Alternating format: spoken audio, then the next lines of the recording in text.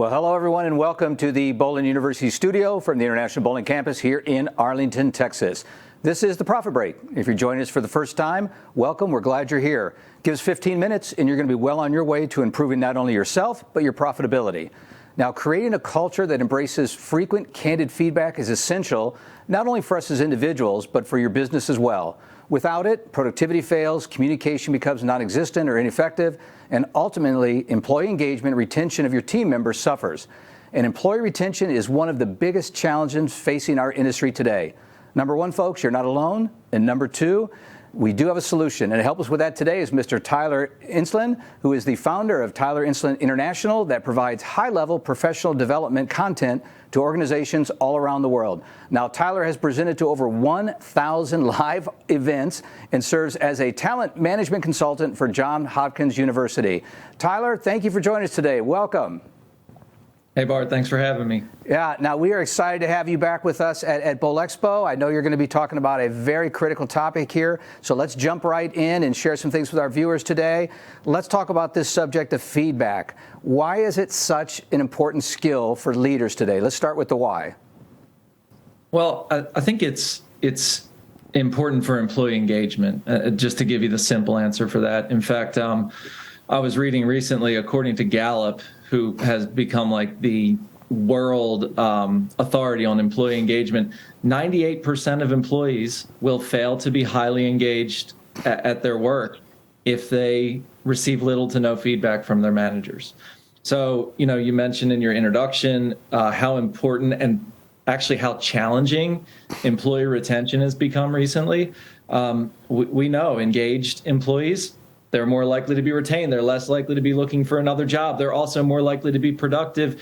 And also just giving people the opportunity to be the best they can be, perform their jobs at a high level. I think feedback's essential to that whole process. That is a very scary number you just shared with us, the amount, but it's real, right? It's real.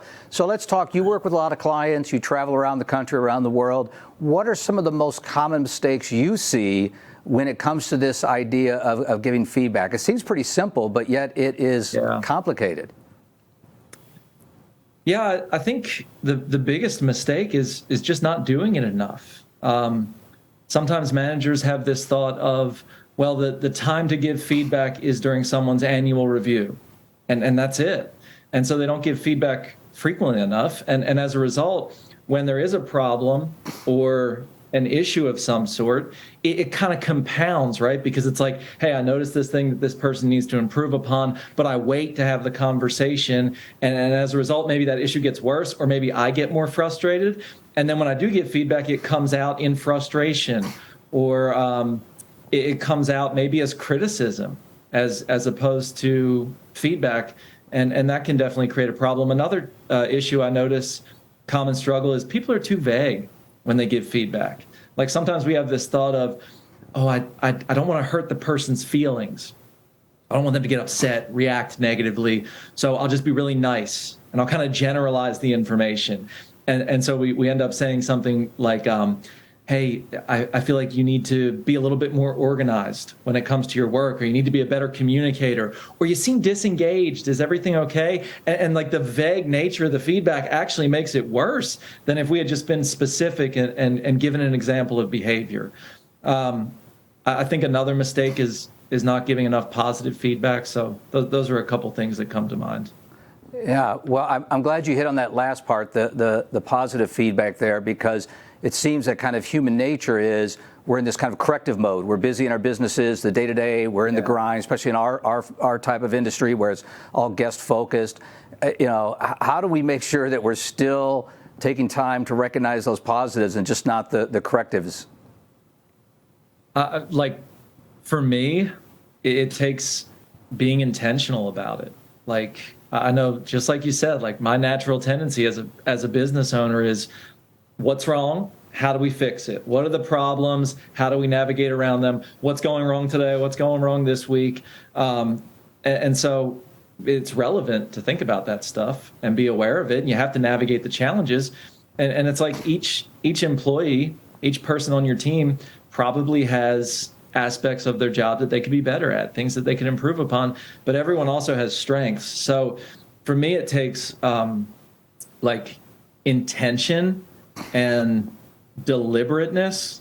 I don't know if that's a word, deliberacy, whatever the word is, right? To like notice, hey, what's going well? What are the strengths? And how can I bring that up and tell the person about it? Again, it's unfortunate. It doesn't mean you're a negative person or I'm a negative person.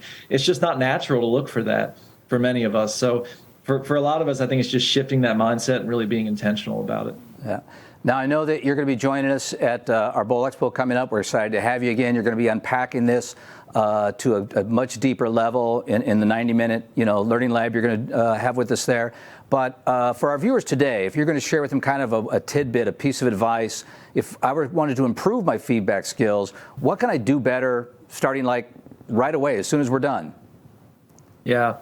I think a couple things come to mind. Number one is learning how to ask the right questions and be a good listener. I think often we think about feedback and people, and I notice this in my programs, people say, oh, like, I need to know exactly how to state the feedback, how to share the information, how to phrase it well so that the person accepts it and receives it. And I think too often we worry about saying all the right things, when in reality, the key behind good feedback is yes, you have to be clear about the issues or the problems, but is knowing how to draw the person out who's sitting across from you, get their perspective, really understand where they're coming from, and let them come up with a solution. Often there's a clear solution to an issue, and as the manager, the leader, the business owner, whatever it is, I can hand that to the person, but it's much better if they come up with it themselves. So I think sometimes we worry too much about saying all the right things when in reality it's more important to ask the right questions and be a good listener. Also, I know sorry. No, go right ahead. I know we touched on this before, but frequency is a big key too. Just taking the opportunity to give feedback on a regular basis as opposed to waiting to those like formal performance reviews to give it. Yeah, you hit on something that's key with me, and I want to see if we can dig just a little bit deeper in this, and that is what I heard you kind of saying was that, look, you don't have to be perfect with this, right? Your team members give you some credit for effort, right? You get partial points for trying, and so I think that it's a great reminder you share with us that you don't have to be perfect, you have to be intentional, and you just have to be sincere, right? I mean, that you do get partial credit. Absolutely. And look, in all we go back to employee engagement, right? In all the surveys, one of the key questions is, does my manager care about me as an individual? So like, you don't have to be perfect, but you do have to show that you care on some level. It doesn't mean I have to be best friends with everyone that I work with or with each employee, but people need to know that on some level, I'm interested in their success. I care about them as a human. I care about their goals, and I have their back. And if you have that, it makes up for a lot of the little intricacies and mistakes that we might make and imperfections. That's a good point. That kind of cuts to the core of so many of the issues. I'm glad you brought that up. Yeah, well, thank you for reinforcing that, because it gives me great hope. There's hope for me for trying. You get partial credit for doing that there. I want to go back to, you mentioned something earlier about this idea of frustration, right? That sometimes feedback is a manifestation of my frustration as a leader. And so if maybe someone is in that spot where they've neglected, giving feedback on a regular basis, they don't consider themselves really good at it, and when they do, they find themselves, as you said, doing it out of frustration. Where do you start with that? If I'm kind of in that bucket there, and I want to start, but I'm kind of got that negativity with me, where do I start? So I think one of the things is something we mentioned already, being intentional about giving some positive feedback. A lot of us, unfortunately, were taught to do this technique called the sandwich technique, where you say something nice about someone, then give them negative feedback, and then say something nice. I tell people, practice just giving positive feedback with no strings attached. Another thing we mentioned, frequency. And when I was a new manager, this was one of the best pieces of advice I ever got when it comes to feedback. And that was to start having regularly scheduled one-on-ones with each one of my direct reports, because, often it's like we think, okay, I need to give more feedback, I need to be a better communicator, but we don't have it scheduled so it doesn't happen. So I recommend that to managers, leaders, business owners. Have some kind of regular one-on-one meeting with your employees. People ask, well, how frequently should I do it? That depends on you, nature of your business, how many employees you have. I know people who do these weekly, every other week, once a month. Some people who have a ton of direct reports only do them once a quarter, but having those regularly scheduled one-on-ones, like you mentioned, it shows individuals that you care about them, that you're invested in them. B, it gives you this scheduled space to give feedback, receive it, which is key. You want your employees to be open-minded to feedback. They need to know that you are as well. And also, the more you do it, the better you get at it. So it opens up those lines of communication. Just makes the whole process more likely to be effective. And if you're someone who maybe only gives feedback out of frustration or doesn't do it frequently enough, having those, I find this for myself still, having those times scheduled to meet with each person, it just makes a big difference, and it almost forces you to give frequent feedback. Yeah, and you talked about the frequency and the method. It feels like, too, that it doesn't necessarily have to be an hour session, right? This could be something that is frequent and just happens in a short, and while it can be scheduled, it doesn't have to necessarily even be in an office environment, does it? It could be just something casual that you're within the facility of your building. Absolutely. Mine are typically 15 minutes. Now, sometimes they might go longer than that if the person's having an issue or they have a lot they want to talk about. Sometimes they're even less than that. So definitely doesn't take a huge time commitment. Yeah. In fact, I think shorter is better. If you schedule them for an hour, you're going to have people push back on that. Yep. I'm definitely glad you brought that up. It's a lot of airtime to fill in an hour there. So frequent, short, you get credit for trying, all great tips. And as I'm listening to you, Tyler, and the things you're sharing with us, the thing I love about these skills that you're sharing with us is these are life skills, right? You're talking about them in a business context. These help you in your relationship with your significant other, your kids. I mean, the methods you're sharing with me, I'm thinking about, boy, I could be a better parent with this. I could be a better husband with this, right? I mean, these are life skills you're sharing. It's funny, we talk about that in the training. It's like, so many of these principles, like when you give feedback, focus on performance, not personality. Okay, don't make it about the person, make it about the thing that happened. Give specific examples of what it looks like. The positive feedback, right? All those things apply almost as much to personal relationships as they do work. So you're right. They're life skills as much as they are professional communication skills. So we're going to sneak in one more here before we let you get away today, because I know you're going to be with us in just a short amount of time at Bowl Expo in Orlando. But in this question, let's do a little role reversal, right? Because a lot of the techniques you shared, and even in my example of parenting, there's this kind of implied leadership and then team member. Sometimes you may be tasked with giving feedback to a superior. Does that change the dynamics? And if so, how? I think it does change the dynamic a little bit.